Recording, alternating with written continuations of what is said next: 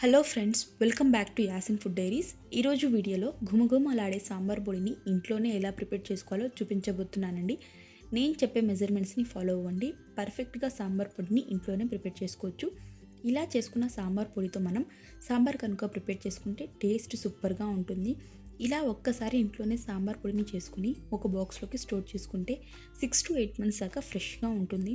మరి ఇంకా లేట్ చేయకుండా ఈ సాంబార్ పొడిని ఇంట్లోనే ఎలా ప్రిపేర్ చేసుకోవాలో చూసేద్దాం. ముందుగా స్టవ్ మీద ప్యాన్ని పెట్టుకుని ప్యాన్ హీట్ అయ్యాక అందులోకి ఒక 3 టేబుల్ స్పూన్ల దాకా కందిపప్పు, 3 టేబుల్ స్పూన్ల దాకా శనగపప్పు, ఇంకా 3 టేబుల్ స్పూన్ల దాకా మినపప్పుని వేసి లైట్గా ఫ్రై చేసుకోవాలి. ఇలా ఫ్రై చేసేటప్పుడు మంటని మీడియం ఫ్లేమ్లో పెట్టి ఫ్రై చేసుకోవాలి. ఇలా కొంచెం లైట్గా కలర్ చేంజ్ అయ్యే వరకు ఫ్రై చేసుకోవాలి. ఇలా ఫ్రై అయ్యాక వీటన్నిటిని కూడా ఒక ప్లేట్లోకి ట్రాన్స్ఫర్ చేసి పక్కన పెట్టండి. నెక్స్ట్ ఇప్పుడు అదే ప్యాన్ని స్టవ్ మీద పెట్టుకొని ఒక స్పూన్ దాకా ధనియాలను వేసుకోవాలి. ఈ ధనియాలు లైట్గా ఫ్రై చేసుకోవాలి. ఇలా కొంచెం ఫ్రై చేశాక అందులోకి ఒక టేబుల్ స్పూన్ల దాకా జీలకర్రను కూడా వేసి వేయించాలి. ఇలా జీలకర్ర ధనియాలు కూడా వేయించాక ఒక ప్లేట్లోకి ట్రాన్స్ఫర్ చేసి పక్కన పెట్టండి. ఇప్పుడు అదే ప్యాన్లోకి హాఫ్ స్పూన్ దాకా మిరియాలు, ఇంకా ఒక స్పూన్ దాకా బియ్యంని కూడా యాడ్ చేసి మంటని లో ఫ్లేమ్లో పెట్టి వేయించుకోవాలి. ఇలా కొంచెం వేగిన తర్వాత అందులోకి ఒక స్పూన్ దాకా మెంతుల్ని కూడా వేసి లైట్గా వేయించాలి.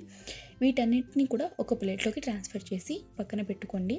ఇప్పుడు స్టవ్ మీద అదే ప్యాన్ని పెట్టుకొని కారంకి సరిపోయే ఎండుమిర్చిని కూడా యాడ్ చేసి లో ఫ్లేమ్లో వేయించుకోవాలి. ఇలా వేయించుకొని వీటిని కూడా ఒక ప్లేట్లోకి ట్రాన్స్ఫర్ చేసి పక్కన పెట్టుకోండి.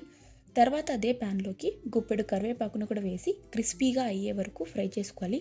ఇలా ఫ్రై చేశాక ఈ కరివేపాకుని కూడా ఒక ప్లేట్లోకి ట్రాన్స్ఫర్ చేసి పక్కన పెట్టండి. ఇలా అన్నీ ఫ్రై చేశాక వీటన్నిటిని కూడా చల్లారనివ్వాలి. ఇలా అన్నీ పూర్తిగా చల్లారిన తర్వాత వీటన్నిటిని ఒక మిక్సీ జార్లోకి ట్రాన్స్ఫర్ చేసి ఇందులోకి హాఫ్ స్పూన్ దాకా పసుపుని కూడా వేసి ఫైన్ పౌడర్లా చేసుకోవాలి. గ్రైండ్ చేశాక సాంబార్ పొడి ఇలా ఉంటుందండి. ఇలా తయారు చేసుకున్న సాంబార్ పొడిని మనం ఒక 8 బాక్స్లో స్టోర్ చేసుకుని బయట పెట్టుకున్నా కూడా ఒక 4 months దాకా ఫ్రెష్గా ఉంటుంది. అదే మీరు ఫ్రిడ్జ్లో పెట్టుకుంటే ఒక 6 months వరకు స్టోర్ ఉంటుంది. అంతే అండి, సాంబార్ పొడిని చాలా ఈజీగా ఇంట్లోనే ప్రిపేర్ చేసుకోవచ్చు. ఈ సాంబార్ పొడిని మీరు ట్రై చేయండి. మీకు ఎలా వచ్చిందో మీ ఫీడ్బ్యాక్ ఇంకా సజెషన్స్ని కమెంట్ బాక్స్లో పించేయండి. రెసిపీ నచ్చితే లైక్ చేయండి, ఫ్రెండ్స్ అండ్ ఫ్యామిలీతో షేర్ చేయండి. ఇలాంటి మరిన్ని క్విక్ అండ్ టేస్టీ రెసిపీస్ కోసం యాసిన్ ఫుడ్ డైరీస్ని ఫాలో అవ్వండి. Thank you for watching.